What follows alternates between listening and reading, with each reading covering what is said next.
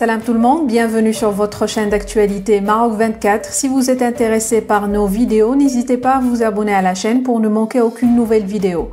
Aujourd'hui, jeudi 22 septembre 2022, on a choisi de jeter la lumière sur la déclaration de l'ancien ministre espagnol de la Défense et ex-responsable des services de renseignement, José Bono, ce jeudi à l'ouverture de la première conférence internationale pour la paix et la sécurité au Sahara qui se tient à Las Palmas, dans laquelle il a souligné que le Conseil de sécurité de l'ONU a définitivement enterré l'option d'un référendum au Sahara marocain.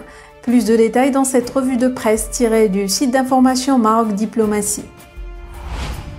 Le Conseil de sécurité de l'ONU a définitivement enterré l'option d'un référendum au Sahara et a salué dans ses résolutions le plan d'autonomie présenté par le Maroc comme étant sérieux et crédible, a affirmé jeudi l'ancien ministre espagnol de la Défense et ex-responsable des services de renseignement, José Bono. Nous sommes en 2022.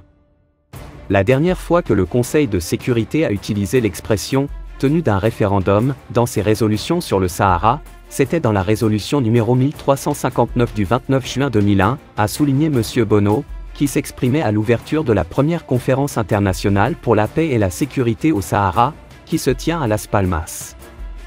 L'ancien président du Congrès des députés espagnols a fait observer qu'en 2007, le Maroc a répondu à l'appel du Conseil de sécurité pour une solution politique en proposant un plan d'autonomie pour le Sahara. Depuis lors, le Conseil de sécurité a considéré la proposition marocaine comme sérieuse et crédible, précisant que le contexte de cette proposition est bien connu en Espagne. Dans ce contexte, M. Bono a relevé que le gouvernement espagnol, en déclarant que le plan d'autonomie proposé par le Maroc est la base la plus sérieuse, réaliste et crédible, va dans la même direction que les résolutions de l'ONU et elle est en accord avec la position des États-Unis et de l'Allemagne. Plutôt que des résolutions de l'ONU sur le Sahara marocain qui ne sont pas appliquées depuis des décennies, ce dont les Sahraouis ont besoin sont des solutions à leurs problèmes. Plus de solutions et moins de résolutions, a-t-il plaidé, assurant qu'une partie des populations sahraouies bénéficie d'un développement remarquable au Maroc, tandis qu'une autre partie continue de vivre dans des conditions inhumaines, sans qu'aucune des deux parties n'ait pu guérir les blessures de la triste séparation.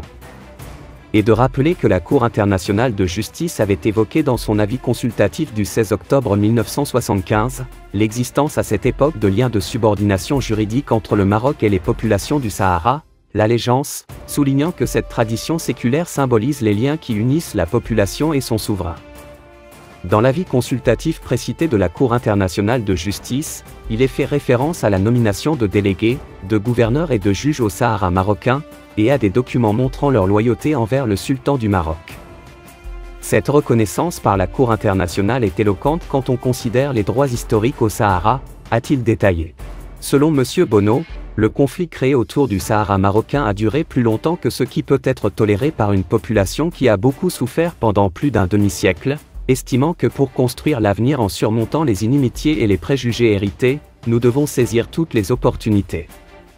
Le Polisario ne peut ignorer le fait que le monde a beaucoup changé ces dernières années, et qu'il doit discerner ce qui est possible et ce qui est impossible, a conclu M. Bono. La conférence internationale pour la paix et la sécurité au Sahara, qui se poursuivra vendredi, connaît la participation de plusieurs personnalités politiques espagnoles, chercheurs internationaux, journalistes et chiouk, et notables des tribus sahraouis. Pour rester informé, je vous invite à regarder les vidéos Maroc 24 qui s'affichent sur votre écran.